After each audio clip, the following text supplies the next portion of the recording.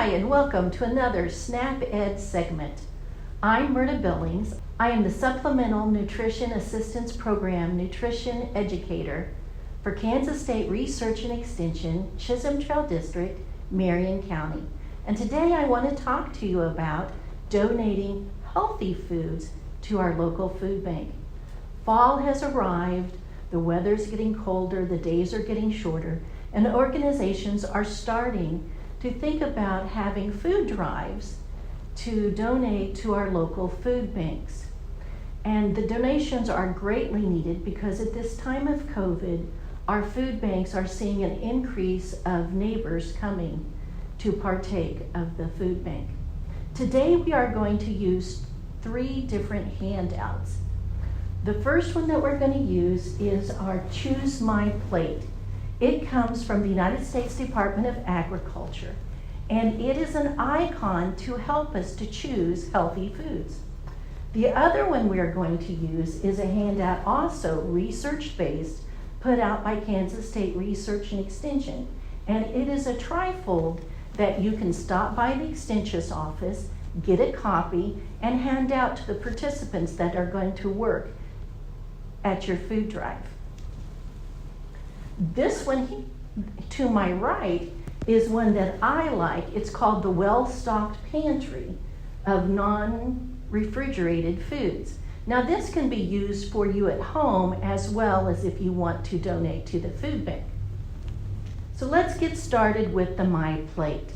The My Plate, as you can see, is an icon of a plate. It has the 5 different food groups. We have our fruits, our vegetables, our grains, our proteins, and our dairy. If you notice at the icon, half of the plate is divided in fruits and vegetables. That's to remind us that when we eat a meal, that half of our plate needs to be fruits and vegetables. If you notice on the other half, the grains are a little bit more than a fourth, and the proteins are a little less than a fourth. We are going to start out with the fruits. When we're talking about fruits that are non-perishable, when you're choosing them at the grocery store, we want you to find those that are packed in 100% fruit juice or in water. And again, you're going to have to be a label reader to choose wisely. Also, another item that falls into the food group is 100% juice.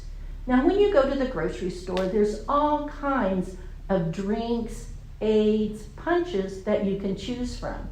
But in order to get the nutrients that you need and the vitamins and minerals, you need to make sure that the label always says 100% juice. Otherwise, you're just going to get sugar water with just a portion of the nutrients that you need from that fruit. The next one we want to talk about is the vegetable group. Now this one's kind of interesting because we have beans, and you can get canned beans or dried beans that fall into the vegetable group, but dried beans also fall into the protein group. Now, when choosing beans, again, you want to look for those that are labeled low sodium. The reason for this is because in addition to the USDA putting out the My Plate icon as a reminder, they also have the Dietary Guidelines for Americans. And 3 of those are that I would like to stress today. One is to eat less sugar. Again, we want less sugar to prevent obesity and type 2 diabetes. Another one of the guidelines is to decrease our amount of sodium or salt in our diet. Again, that leads to high blood pressure, can lead to other heart conditions. And the third one is to reduce our intake of saturated fats. That's where you're going to have to become a good label reader. Our next food that we want to look at are the grain foods. When we're talking about the grains, we want to make sure that the grains that you choose are 100% whole grains. Again, time to read your labels. When you are choosing rice, for instance, you want to make sure that the label says 100% whole grain, brown, long grain rice. Otherwise, you are not getting a whole grain. Another choice that you can do in the grain product is now we have pastas that are made from whole wheat. Again, giving you that extra fiber that you need.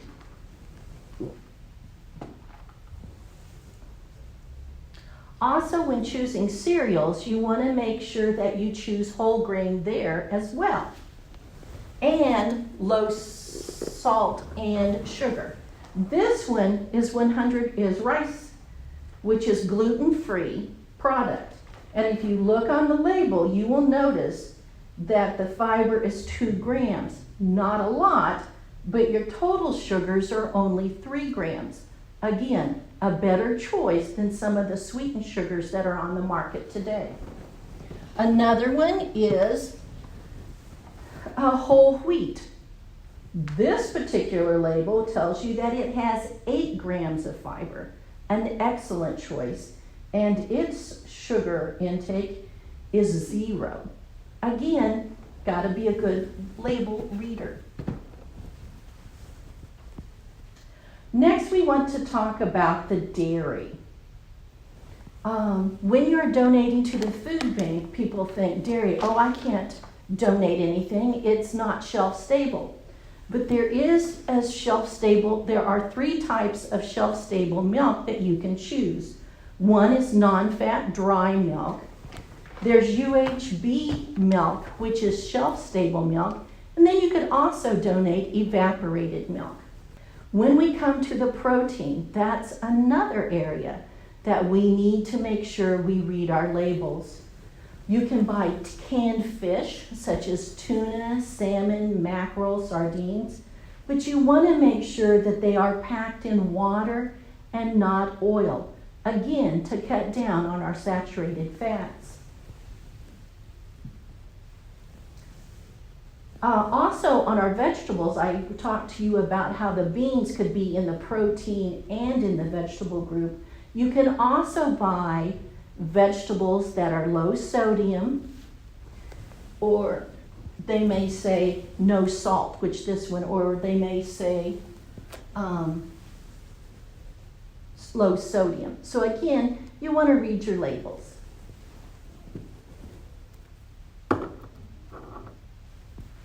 Now that we've touched on all the areas of the My Plate icon, I want to talk to you about some individual items. For instance, a lot of people that go to the food banks may have dietary restrictions. They may be diabetic, they might have a gluten intolerance. You can read the labels. This one is for sugar-free. This one is gluten-free. So again, you want to make sure you read your labels and choose wisely. In addition to that, sometimes we have individuals that may have limited access to certain items in their kitchen. For instance, they may not have a can opener, may not have access to a microwave. So again, you need to choose wisely. Ways that you can do that is by picking items that have pull tabs. You can purchase ready-to-eat items. For instance, this is a can of chili, and it works out several ways. First of all, it has a pull tab, so if a person has limited access, and also it has less sodium. So all the person has to do is heat this up and it's ready to go, and it's a healthier version than a different type of canned chili.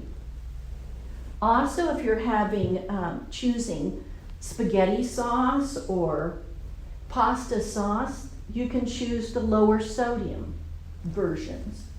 So I want to thank you for coming by for another Snap Ed moment.